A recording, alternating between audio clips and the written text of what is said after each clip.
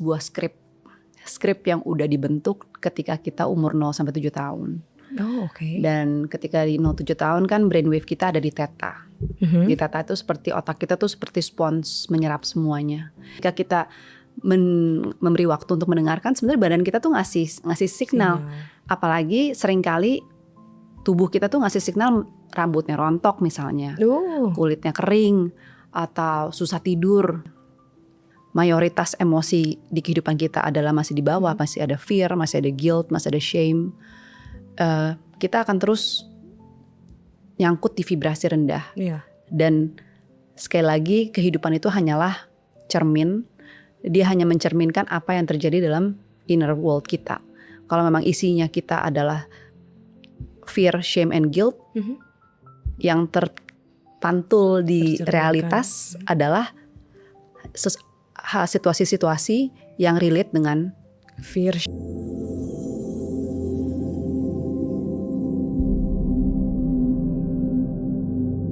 Sadar dulu sih sebenarnya. Oke. Jadi gimana kita bisa meriset sesuatu kalau kita sendiri nggak sadar apa yang terjadi sama diri kita. Karena kebanyakan orang tuh mereka pikir hidup mereka tuh adalah pilihan mereka. Pasangan, pekerjaan, apapun itu mereka pikir ini gue banget nih, gue yang milih. Padahal semua itu adalah autopilot. Kita tuh sebagian besar pikiran kita dipengaruhi sama pikiran bawah sadar 95%. Dan yang kita bisa kontrol hanyalah 5%. Jadi mungkin kalau misalkan ibarat Google Map ya, sebelum bisa tahu aku tuh mau ke tempat titik itu, sebelum kita bisa sampai ke sana, kita sebenarnya perlu tahu dulu kita sekarang locationnya tuh ada di mana, current location kita di mana. Jadi mungkin step pertama yaitu tahu dulu deh, kita tuh saat ini di mana sih titik lokasinya. Baru nanti setelahnya baru set tuh, aku pengennya ke sini. Baru nanti bergerak ke sananya gimana. Berarti kalau ngomongin tentang self awareness tadi, sadar diri, apa yang harus kita sadar, gimana cara kita tahu kondisi kita sekarang ini gimana? Mungkin paling mudah untuk menyadari apa yang terjadi sama kita tuh pelajari pola sih. Pola apa yang selama ini sering muncul di kehidupan kita gitu. Misalnya aku gak tahu kenapa selalu ketemu dengan orang yang bohongin aku gitu. Atau misalnya aku tuh gak tahu kenapa tiap kali udah sampai di titik tertentu, udah pengen sukses nih, udah sampai hampir dipromosi, selalu ada aja deh yang gagal. Selalu ada aja deh yang orang lain lah akhirnya yang dipromosi, bukan aku, dan lain sebagainya. Jadi tanpa sadar itu menjadi pola.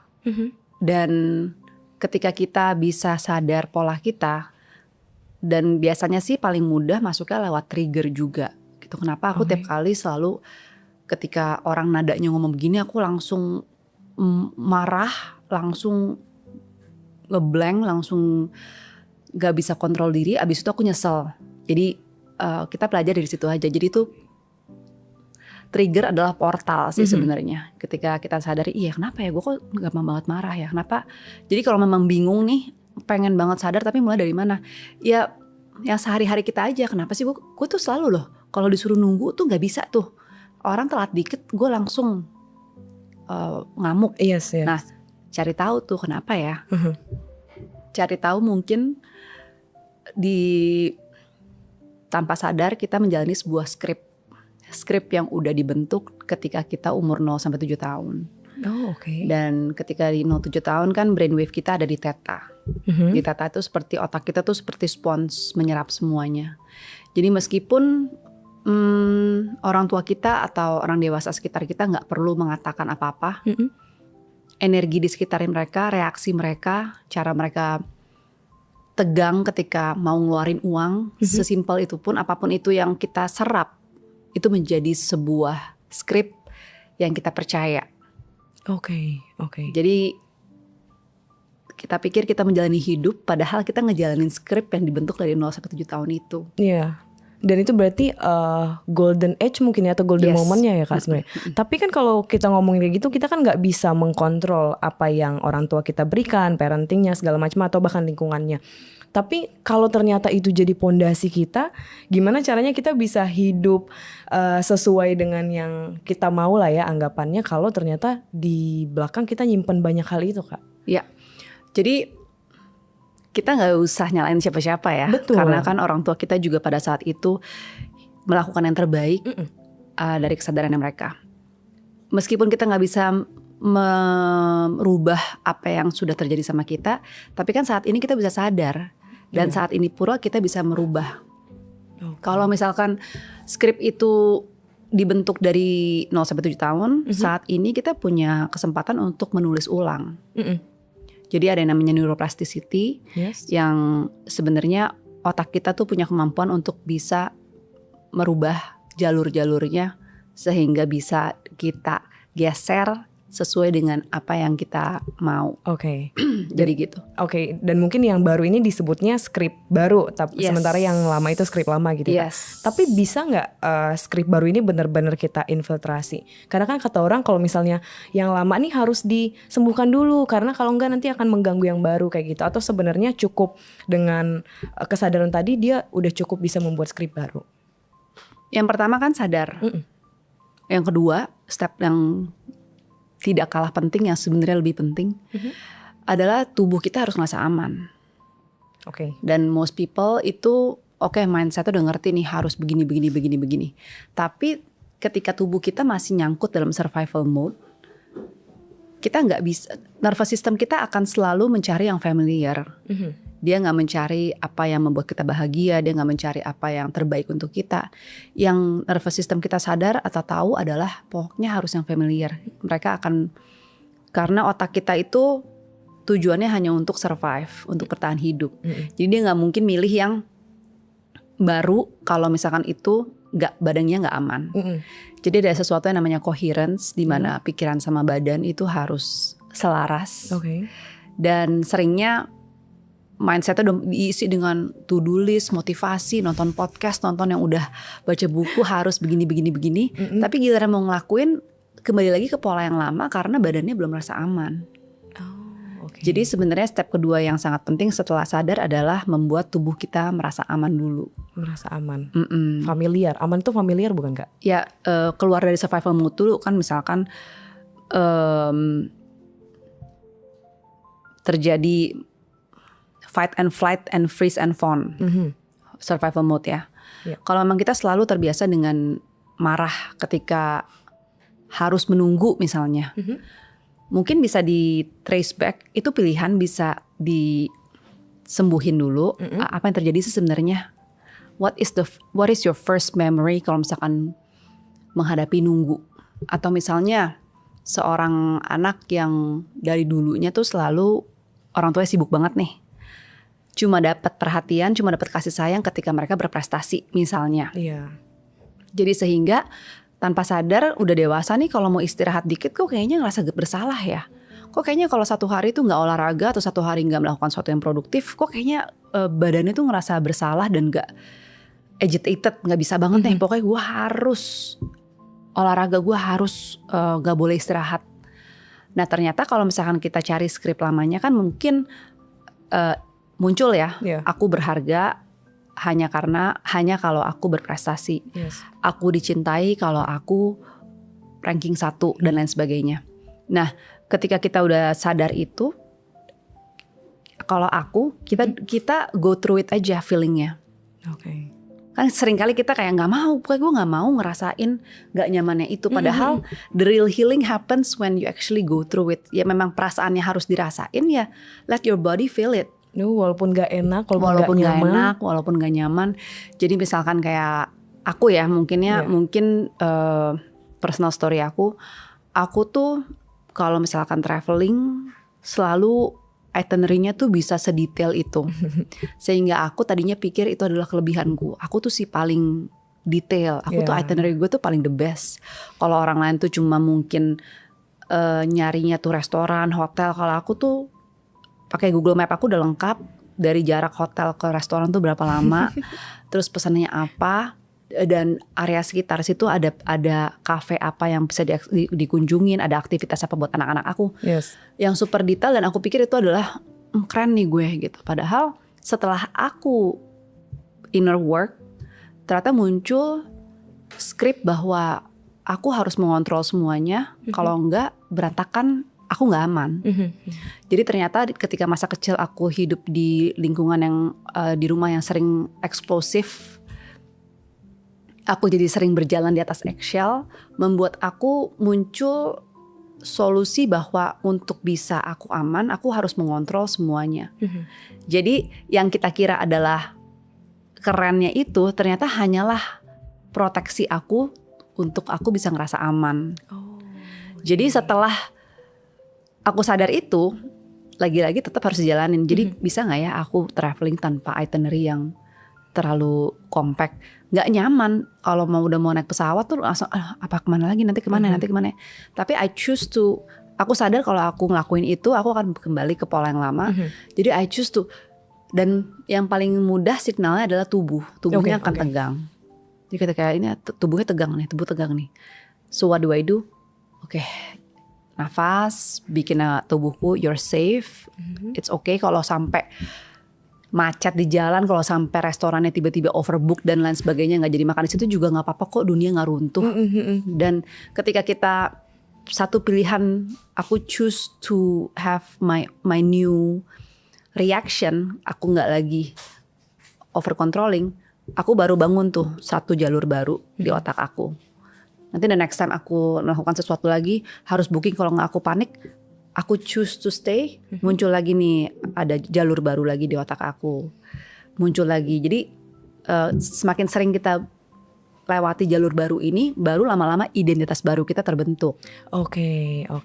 Jadi harus ngikutin. Tapi kalau ngomongin tentang self awareness tadi ya Kak, berarti kan ada kesadaran kita nih, ada satu titik, oh kita sadar ini kayaknya salah nih gitu. Cuman gimana caranya kita tahu itu salah? Padahal kan kalau kayak tadi contoh yang dari personal life-nya Kakak, sebenarnya kan itu bagus ya. Memplan segalanya itu sebenarnya bagus dan mungkin sesuai standar orang yang keren atau orang yang produktif gitu. Tapi kenapa ada titik kayak kok kayaknya salah ya ini gitu? Sebenarnya badan kita pasti memberikan signal sih kalau memang kita memberi waktu atau kita memberi kesempatan untuk mendengarkan. Karena kalau misalkan udah mau istirahat aja aku selalu stres, aku kayak nggak bisa nggak istirahat. Kalau setiap kali aku istirahat rasanya guilty, atau misalnya pengalaman aku juga, misalnya kebetulan aku ada bisnis, setiap kali aku mencapai target baru, senangnya cuma sebentar, abis itu aku cari target baru lagi yang untuk dicapai, cari bisnis baru, cari opportunity baru. Mulai ada rasa gak nyaman di aku.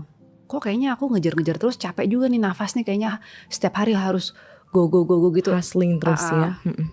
Jadi sebenarnya ketika kita memberi waktu untuk mendengarkan, sebenarnya badan kita tuh ngasih signal.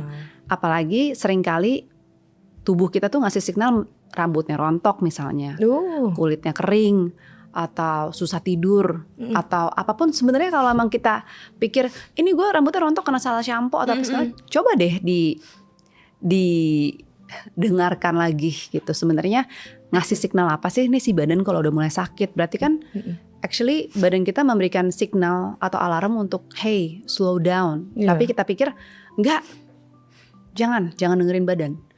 Lagi-lagi dari skrip lama lagi yang dulu, ketika kita waktu kecil kita mau nangis, orang tua kita bilang jangan nangis, cengeng. Sehingga skrip muncul tuh ketika badan kita, perasaan kita mengirim message sesuatu, nggak usah dengerinnya yang standar society.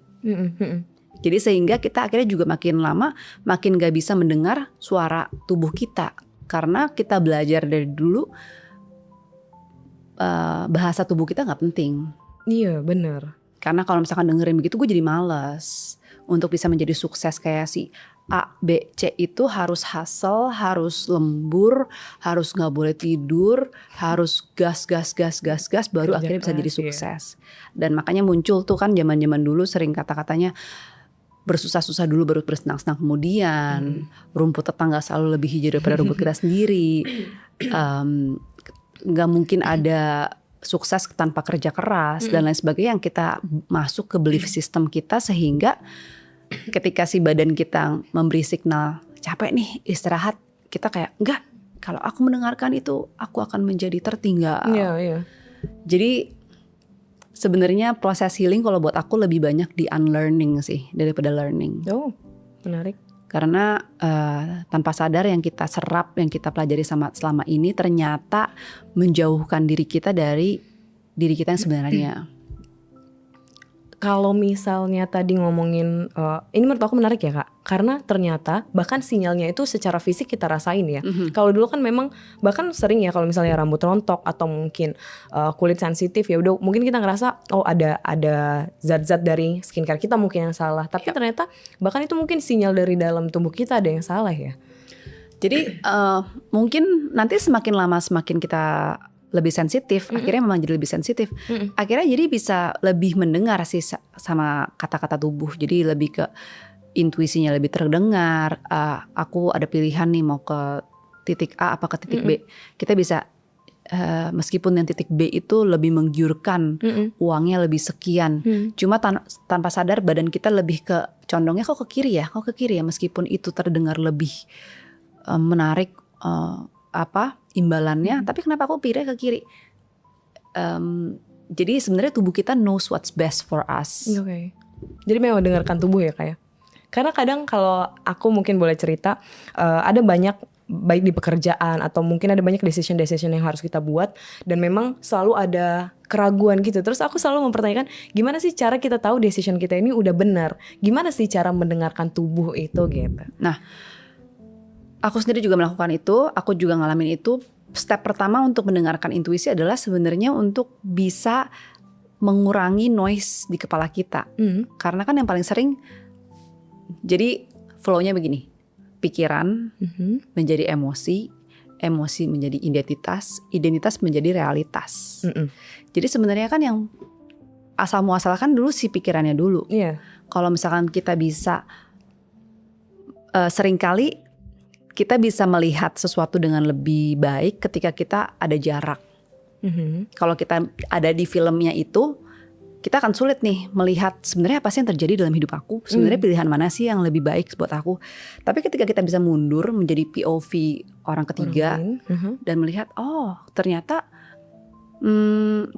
situasi saat ini yang aku rasa tadinya aku pikir adalah the end of the world, yang aku tuh sebenarnya jadi korban, yang aku tuh sebenarnya menderita banget, hidup tuh nggak adil dan lain sebagainya.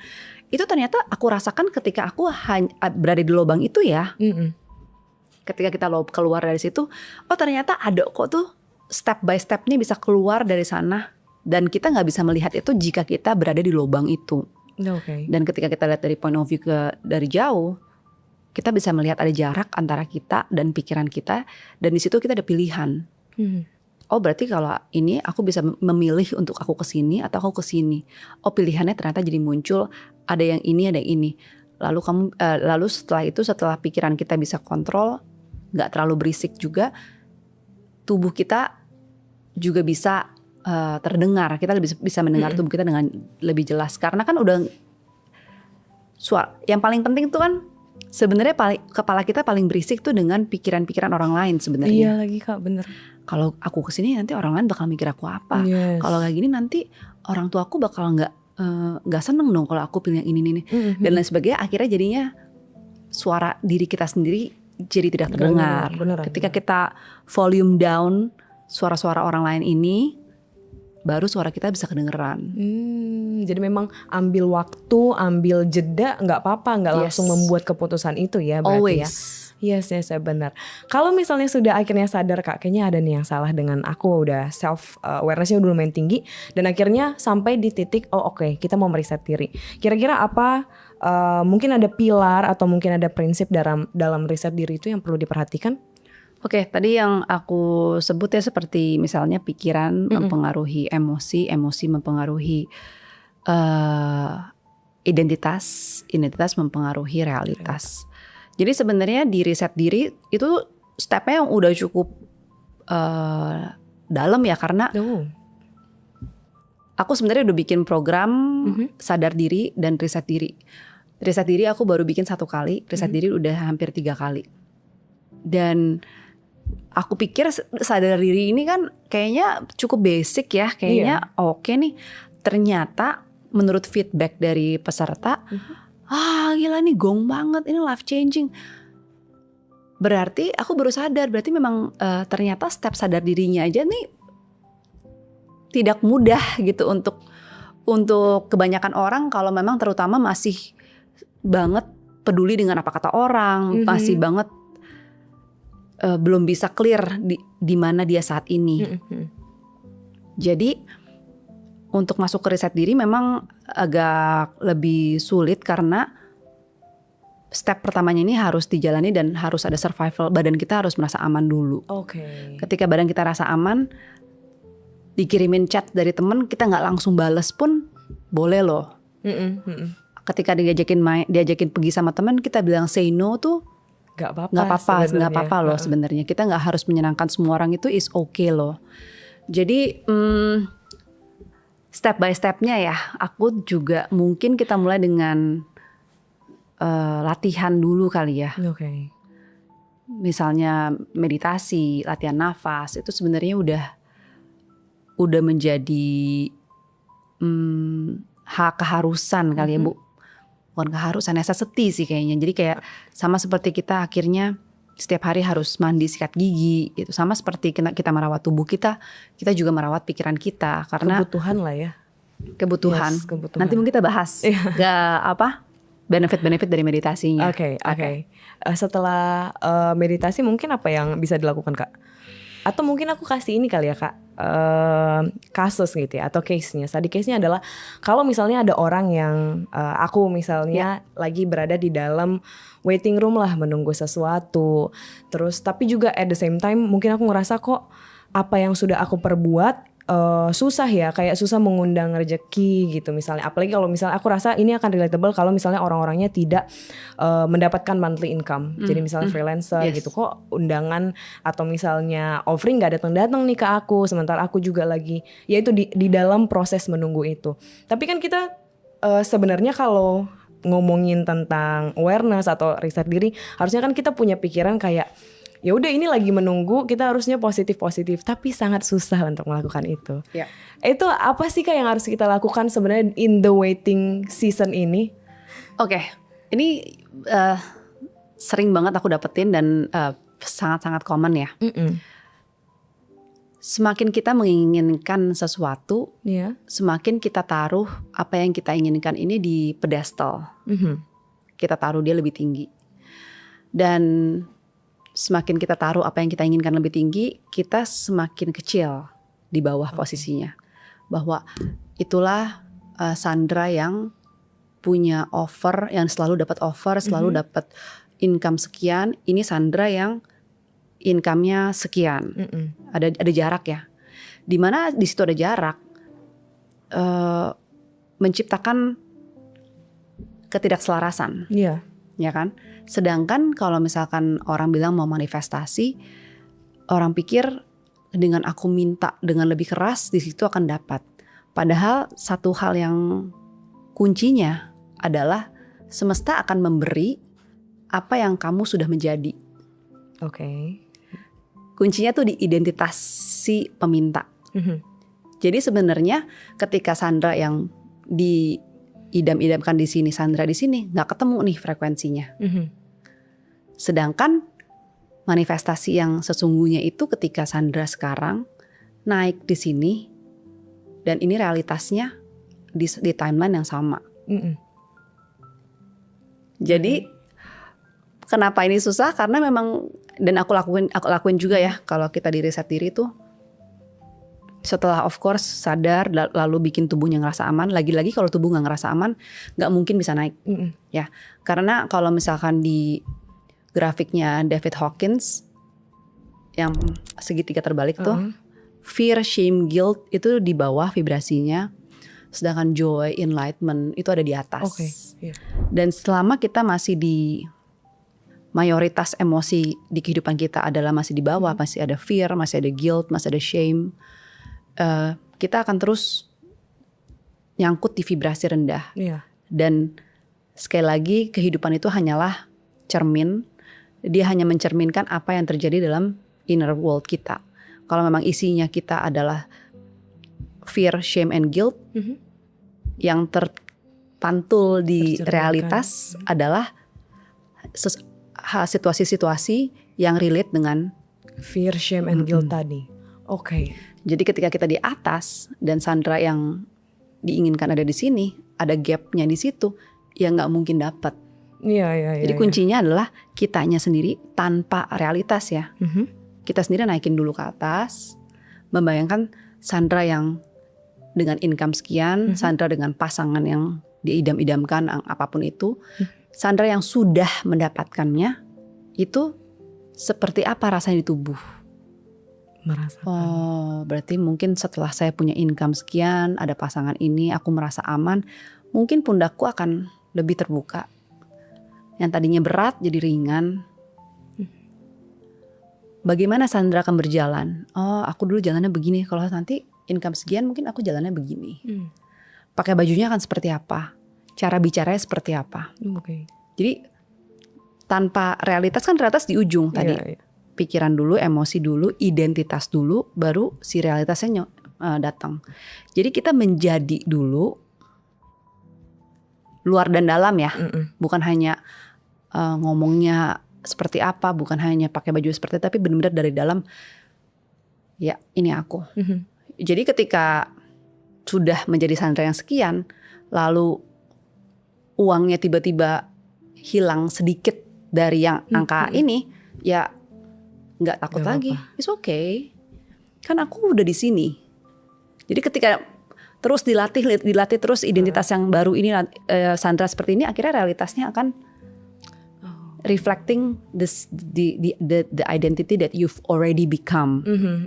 Nah, yang sulit itu sebenarnya cara menaikkan identitas itu kayaknya Kak. Karena kalau aku personally sih kayaknya mikir ada dua ya mungkin. Pertama mungkin takut, ada ketakutan kayak jumawa gitu loh Kak. Kayak kalau misalnya aku udah di atas, enggak sih gue gini gitu kan. Nah, takut gitu. Lagi-lagi kan itu coba dicek lagi. Skrip lama. Pernah nggak dengar waktu kecil? Jangan, kalau kamu orang yang kaya itu sombong. Jangan begitu, kalau misalkan kita punya lebih, nanti orang lain pinjam uang.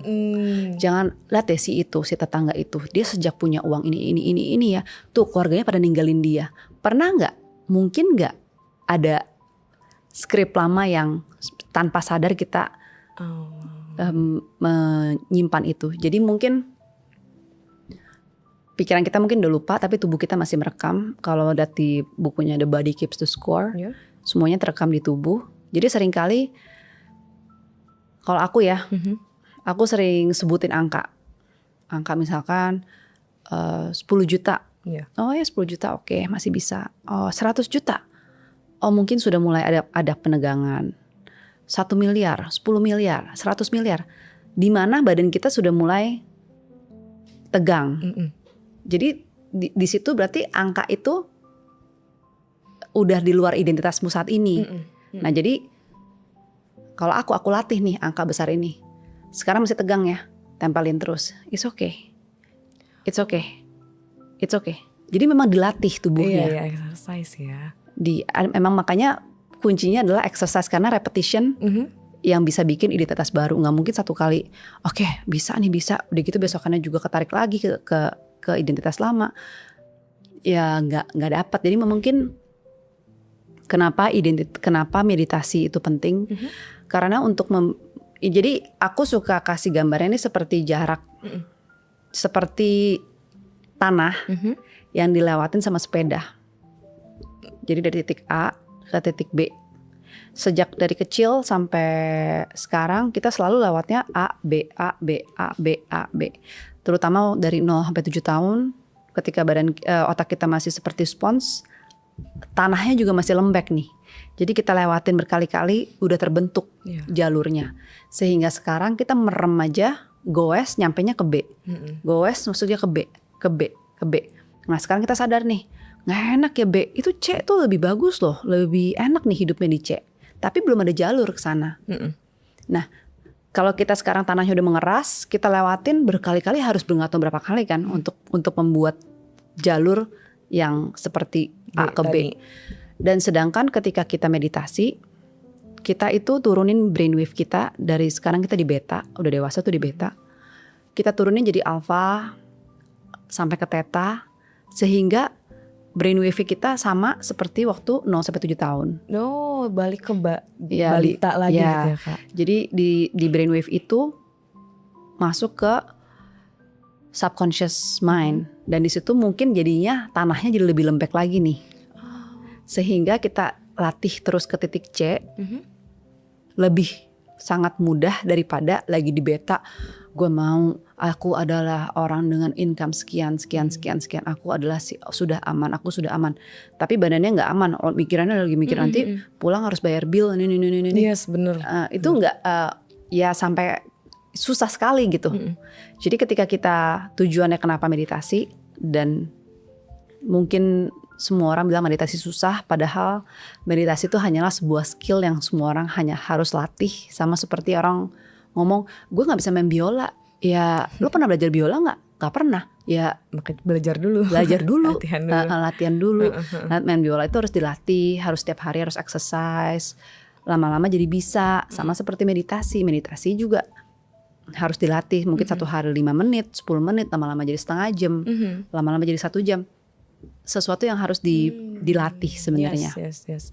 Mungkin yang kedua ya, Kak, kalau